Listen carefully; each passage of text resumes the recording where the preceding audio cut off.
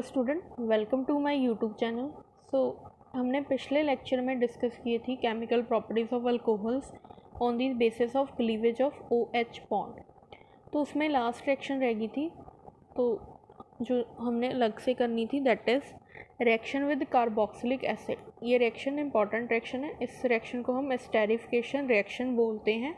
Esterification reaction इसलिए बोला जाता है when carboxylic acid react with alcohol they form ester. तो फॉर्मेशन ऑफ एस्टर को हम एस्टेरिफिकेशन रिएक्शन बोलते हैं। तो इस रिएक्शन की कुछ कंडीशंस होती हैं। फर्स्ट ऑफ ऑल, ये रिएक्शन इक्विलिब्रियम में होती है और इसे हम कंसनट्रेटेड सल्फ्यूरिक एसिड और ड्राई HCl की प्रेजेंस में रिएक्ट करवाते हैं। ये रिएक्शन जो यहाँ पे जो रिएजेंट को हम एज अ कैटालिस्ट यूज़ करते हैं।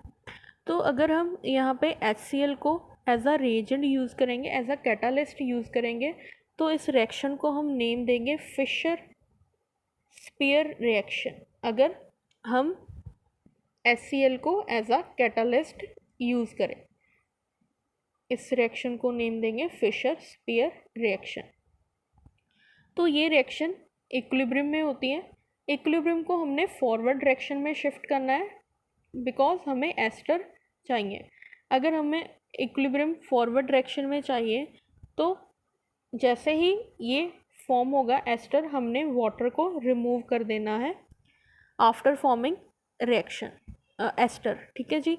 तो अगर वाटर रिमूव हो गया तो ये बाद में बैकवर्ड शिफ्ट नहीं होगा, कार्बोक्सिलिक एसिड और अल्कोहल नहीं बनेंगे। तो जो इस रिएक्शन की रिएक्टिविटी होती है वो डिपेंड करती हैं R group of carboxylic acid also on R group of alcoholic group. ठीक है जी, अल्कोहल का R ग्रुप पे भी डिपेंड करती हैं। तो जितने कम नंबर ऑफ कार्बन एटम्स होंगे उतनी रिएक्टिविटी ज़्यादा होगी बिकॉज यहाँ पे स्टीरिक क्राइटेरिया आता है, स्टीरिक हिंड्रेंस का क्राइटेरिया आता है। स्टीरिक हिंड्रेंस को हमने कम करना है। अगर स्टीरिक हिंड्रेंस कम होगी तभी ये रिएक्शन का रेट ज़्यादा होगा और ये रिएक्शन ईजिली हो पाएगी। तो स्टीरिक हिंड्रेंस के कारण क्या होता है, जो बल्की ग्रुप्स होते हैं, बल्की ग्रुप्स के कारण ये अटैक नहीं कर पाते। अगर अटैक नहीं होगा मतलब ये न्यूक्लियोफाइल अटैक नहीं कर पाएगा कार्बोक्सिलिक ग्रुप के ऊपर, तो जिसकी वजह से क्या होगा, रिएक्शन का रेट कम हो जाएगा। इसलिए हम ऑर्डर ऑफ रिएक्टिविटी चेक करते हैं। ऑर्डर ऑफ रिएक्टिविटी उतना ज़्यादा उन कंपाउंड का होगा जिनमें कम कार्बन ग्रुप्स लगे होंगे। तो सबसे पहले अगर हम कार्बोक्सिलिक ग्रुप्स की बात करें, कार्बोक्सिलिक ग्रुप की रिएक्टिविटी में सबसे ज़्यादा रिएक्टिविटी होगी फॉर्मिक एसिड की, फिर उसके बाद एसिटिक एसिड, एसिटिक एसिड के प्रोपेनोइक एसिड बाद में। जैसे जैसे कार्बन नंबर बढ़ी जा रहा है रिएक्टिविटी डिक्रीज़ होती जाती है। तो अगर यहाँ पे प्रोपेनोइक एसिड है और ये दो ग्रुप्स आ गए CH, COOH, अगर यहाँ पे 3 ग्रुप्स आ जाएं तो रिएक्टिविटी डिक्रीज़ होगी क्योंकि स्टीरिक हिंड्रेंस का क्राइटेरिया है। सिमिलरली हम अल्कोहल के साथ चेक करते हैं।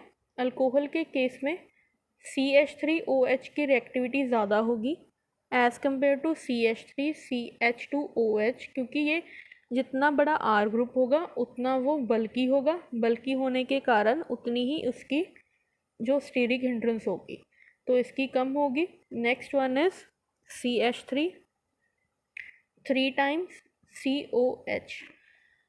तो अभी ये रिएक्शन होती कैसे है, ये न्यूक्लियोफाइल बिहेव कर रहा है, तो ये अगर बॉन्ड ब्रेक होगा तो यहाँ पे कार्बन पे इलेक्ट्रॉन डेंसिटी कम होती है, तो ये न्यूक्लियोफाइल यहाँ पे अटैक करता है और ये वाटर रिमूव होता है।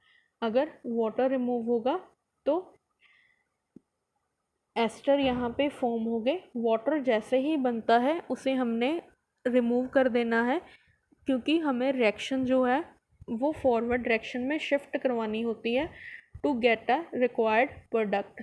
अगर वाटर हम रिमूव नहीं करेंगे तो ये एस्टर वाटर के साथ रिएक्ट करके फिर से कार्बोक्सिलिक एसिड और इथेनॉल बना लेगा। तो ये थी एस्टेरिफिकेशन रिएक्शन। नेक्स्ट लेक्चर में हम डिस्कस करेंगे reaction involving cleavage of carbon oxygen bond. So इस लेक्चर में हम एक ही रिएक्शन डिस्कस करेंगे।